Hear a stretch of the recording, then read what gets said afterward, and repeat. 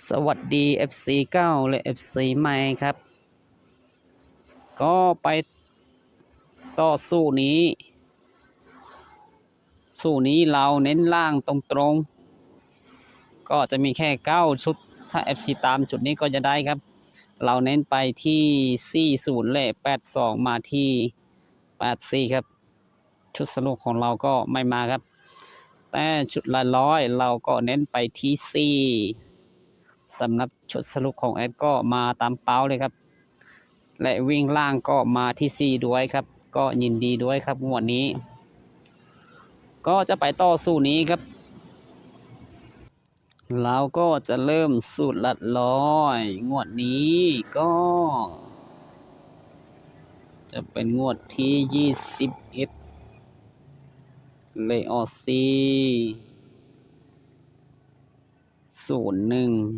3ตัวก็มาที่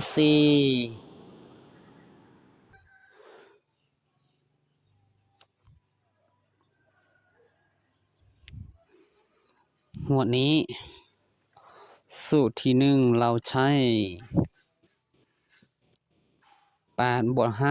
5งวดนี้ก็0 บวก 1ก็จะได้1เพิ่มอีกตัวได้2ตัวเนี้ยเพิ่มไป2แต้ม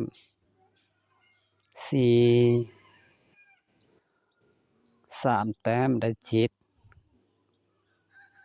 อีก1ตัวได้8อีก2 แต้มก็จะได้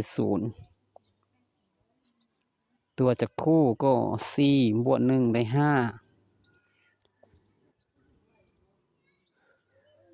เปิดอีก1ตัวใช่ไหม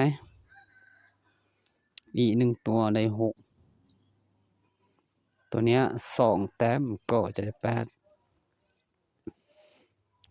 ตัวเนี้ย3 แต้มก็จะได้1อีก1ตัวได้2สู่นี้ก็จะชนไปที่2แล้วก็8หัวนี้มี3ตัวถ้ามี3ตัวโอกาสเข้านี่มีสูงครับและร้อยของเราก็จะมี1 2 8และก็ไปดูสูตรนี้คือสูตรเนี้ยมันไปที่01ใช่ไหม2ตัวบนวิธีนี้เราก็จะเน้นแค่2ตัวบนก็ล่างก็ไปที่84ครับถ้า FC มีชุดในใจก็คือเลขที่เด่น10หน่วยก็เอามาคัดเลือกชุดนี้ครับให้ FC เข้าใจว่าภายใน4ตัวเนี้ยมันจะไม่มาถึง2ตัวครับและ3ตัวเนี้ยก็เหมือนกันนะครับเดี๋ยวงวดนี้ก็จะเป็นงวดที่22ถ้าเราเอาแบบนี้สูตรนี้ปังมากเลยครับ FC 1แล้วก็4สูตรที่2 3 8 5แล้วก็จะคู่ไปที่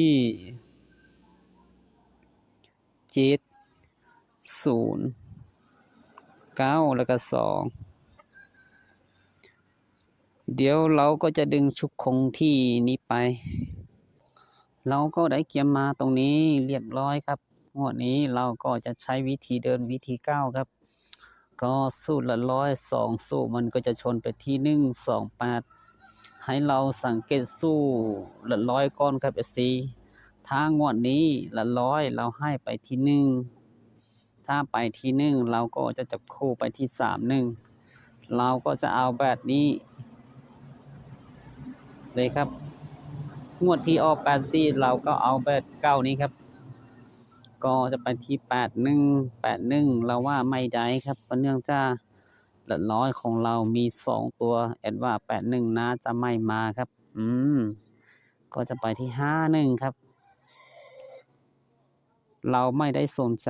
สู้ละ10ล่างเลยครับเราเอาแค่ละ แบบนี้เลยนะครับถ้าชุดนี้ไม่มาเราก็จะไปที่71ครับ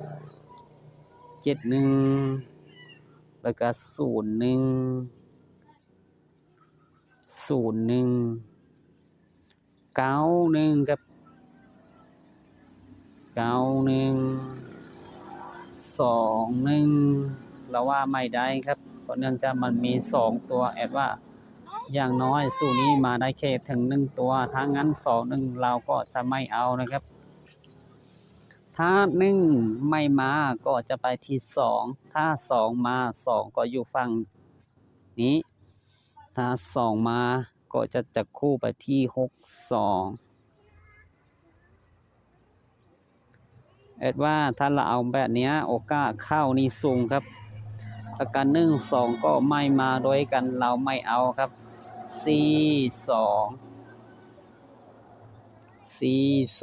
ใช่ไหมก็จะเอาตัวเนี้ยก็จะไปที่32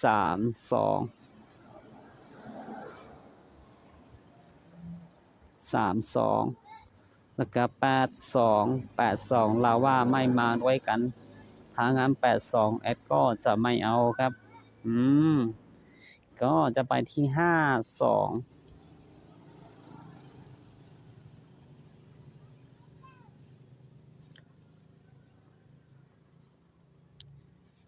ถ้า2ไม่มาเราก็จะเลือกไปที่8ใช่ไหม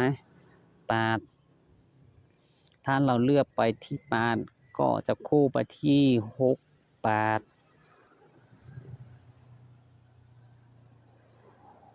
68นะแล้วก็18ไม่มา2ตัวก็จะไปที่48แล้วก็48แล้วใช่ไหมถ้าเราเอา8อยู่ที่หลักร้อยก็เอาตัวเนี้ยมาจะคู่กับชุดนี้ก็ไปที่78แอดว่าถ้าเราเอาแบบนี้ปังมากๆครับ FC แล้วก็08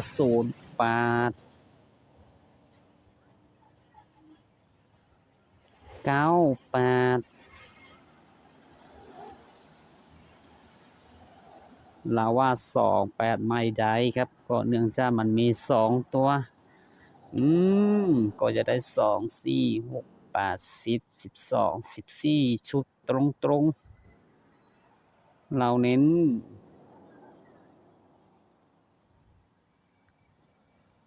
ล่าง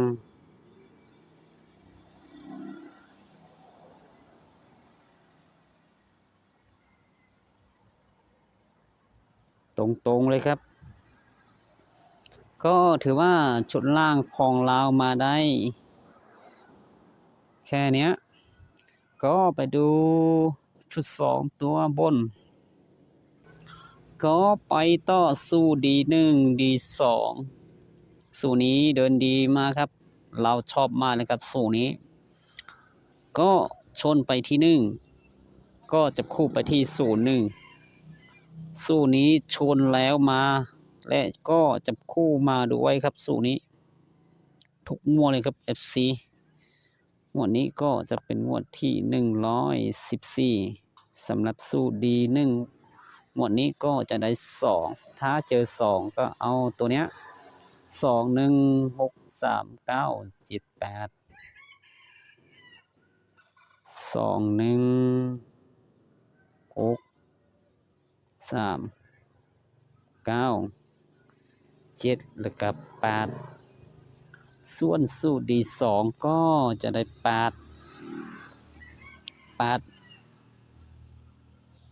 ถ้าได้8ตัวเนี้ยเพิ่มไปอีก3แต้มใช่ไหม3แต้มได้8 3แต้มก็จะได้1ตัวเนี้ยไปอีก3แต้มก็จะได้4 2แต้มก็จะได้6อีก1ตัวได้7ตัวเนี้ยเพิ่มไปอีก3แต้มก็จะได้0 ตัวเนี้ยลบไปอีก1ตัวก็จะได้9เดี๋ยวเราก็จะดึงสู้นี้ไปครับเราก็ได้เกียมมาตรงนี้สู้ดี1และดี2ก็วันนี้เราก็จะหาตัวชนจาก2สู้นี้ตัวชนสูตร1และสูตร2ก็จะไปที่2วันนี้ไม่มี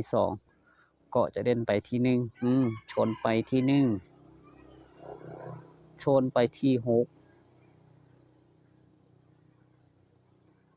3ไม่มีชน9แล้วก็7 8 7 8 1 2 3 4 5ก็จะมี5ตัวครับภายใน5ตัวเนี้ยมาแน่ๆครับ FC แต่เราไม่รู้ว่าคือตัวไหนจะมาครับก็ไปดูสู้นี้มาดูสูตรละ100ไม่ใช่ครับสูตรละ10บน2สู้ก็ถือว่างวดนี้ก็ไปที่0มาไปที่01ครับงวดนี้ก็จะเป็นงวดที่67จะ2สู้วันนี้ก็จะชนไปที่1 3 2เลข7อยู่ในละ10เดี๋ยวเราก็จะดึงตัวชนตัวเนี้ยไปครับก็เราก็ได้ดึงมาตรงนี้ครับ FC ไม่งงกับชุดนี้ก็คือละ10บน2สู้1สู้2ตัวเนี้ยก็คือตัวชนครับชุดนี้ก็คือชุดล่างของเราครับเราก็จะใช้สู้เดียวสู้นี้ครับ FC ก็คือสู้คงที่ของเราสู้นี้สู้คงที่614 385จับคู่กับ7092ครับก็ให้เรามาสังเกตตัวเนี้ยก็คือตัวชนดี1ดี2 6 1 6 9 7 8ใช่ไหมแล้วเอามาชนคัดสู้ละ10ของเราก็คือ1 3 2 7มันก็จะชนไปที่1เด่นไปที่1และเด่นไปที่7 2คู่นี้ก็คือตัวเนี้ยดี1มี1และ7ตัวเนี้ยถ้างวดนี้เราให้เด่น7และ1อยู่ในละ10เราก็จะมาสังเกตตัวเนี้ยถ้าเราให้1อยู่ในละ10ตัวเนี้ยสูตรที่1ของเราครับเราก็จะจับคู่ไปที่3 1นะครับไม่ใช่ครับ1 3 1 31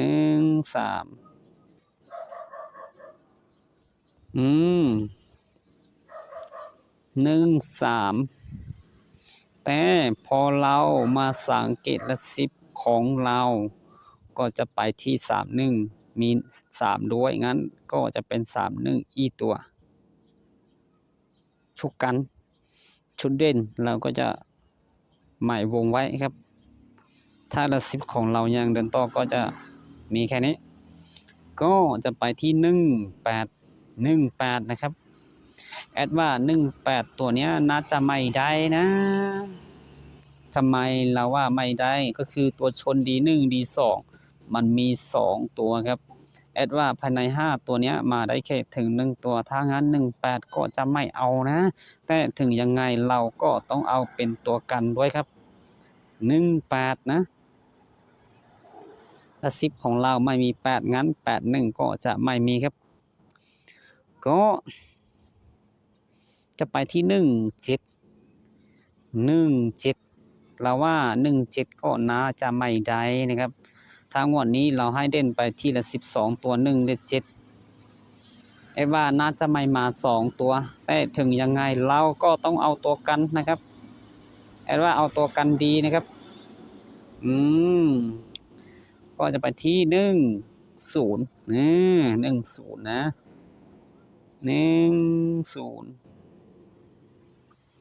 แล้วกัน19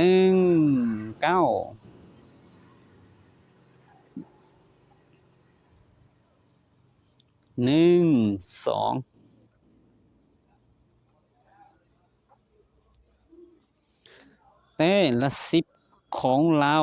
มันมี2งั้นก็จะเป็น2 1อีกตัว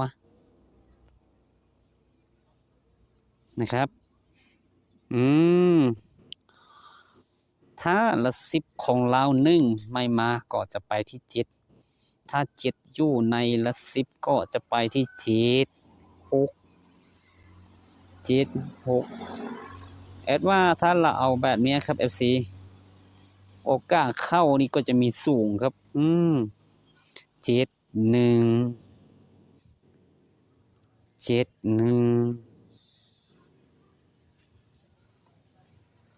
7 4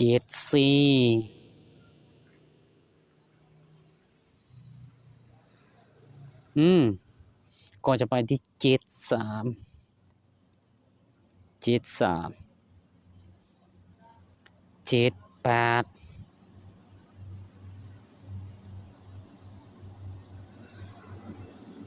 7 5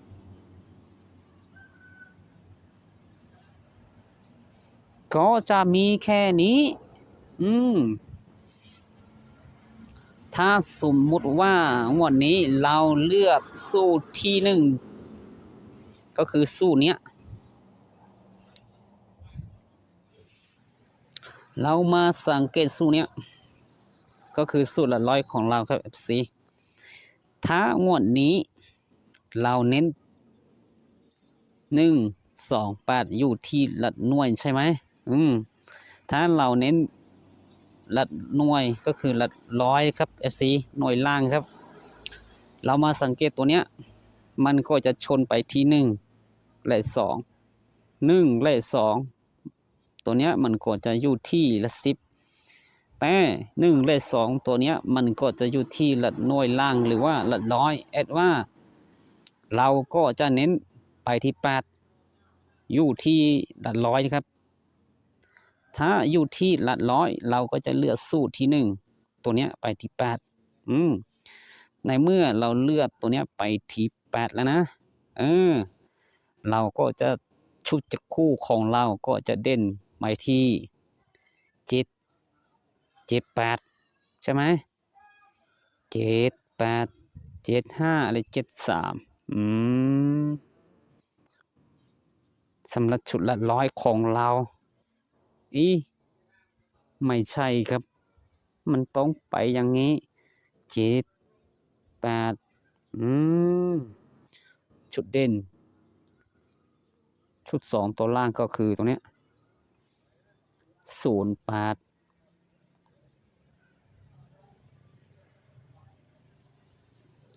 9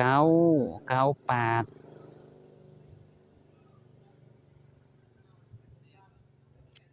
และ28ไม่ได้ครับคู่ล่างก็จะมี3คู่นี้ในเมื่อเราเลือกสู้385ลงล่างเราก็ต้องเลือกสู้614ตัวนี้ขึ้นไปที่สายเหนือในเมื่อเราเลือกตัวเนี้ยไปที่สายเหนือก็จะยังเหลือแค่ตัวนี้ก็จะเด่นไปที่1ทำไมเราว่าให้เด่นไปที่1ก็คือ7ตัวเนี้ยแอดว่าน่าจะไม่ได้ครับก็คือถ้าเราใช้7 8เป็นชุดล่างนะครับ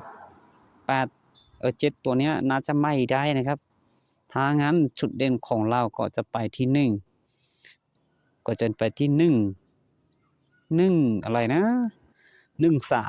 13หรือว่า13หรือว่า17 17 1917ชุด2ตัวบนไปที่17และ19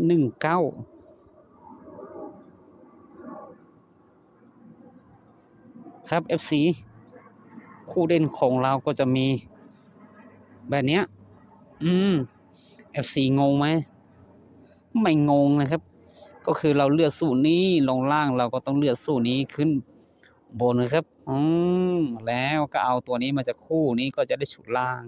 ก็เอาตัวนี้มาจากคู่กับชุดนี้ก็จะได้ชุดบนนะครับเอ็ดลืมตัวเนี้ยครับ FC ลืมตัวไหนก็คือตัวเนี้ยถ้า1เลข7ตัวเนี้ยไม่มาละ10เราก็จะยึด3เลข2เป็นตัวกันนะครับเราก็ต้องมีตัวกันในเมื่อเราเลือก2และ3เป็นตัวกันเราก็จะใช้ชุกคงที่ครับชุกคงที่คงเล่าก็จะมี2 626นะครับสำหรับชุด2ตัวบนของเรา26นะครับ27 28เราเลือกไปตัวนี้เราก็ต้องดูสูตรD1 D2ตัวชนด้วยนะครับ28แล้วก็ไปที่39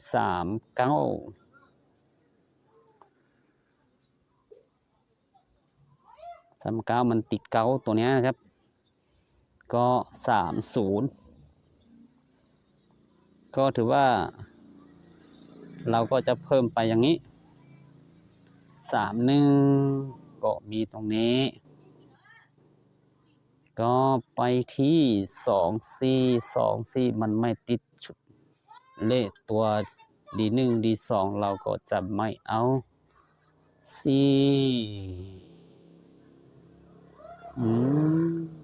33ก็ไม่ติดชุดนี้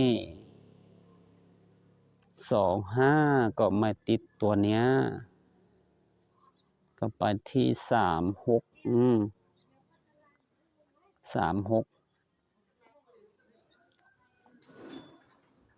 แล้วก็37ใช่ไหมใช่ครับ37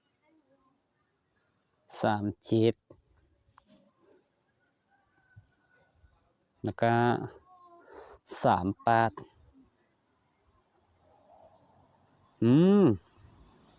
ก็จะมี1 2 3 1 2 3 4 5 6 7 37 21 22คู่ภายใน22คู่นี้ต้องมาแน่ๆครับ FC ก็ถือว่าเราเพิ่มมาได้1คู่2คู่3คู่4คู่5คู่6คู่7คู่เพิ่มไปอีก7คู่ครับ FC ครับคลิปนี้ก็จะมีแค่นี้นะครับเราแอดจะมาสรุปอีกทีว่าจะได้จุดไหนครับสำหรับคลิปนี้ FC ท่านไหนมาเจอคลิปของเราชอบแนวทางของแอดก็ฝากกดไลค์กดติดตามให้แอดหน่อยนะครับเพื่อให้เรามีกำลังใจนั่งคิดสู้หวยให้ FC ได้ไปเสี่ยงโชคกันนะครับสำหรับคลิปนี้ก็โชคดีครับ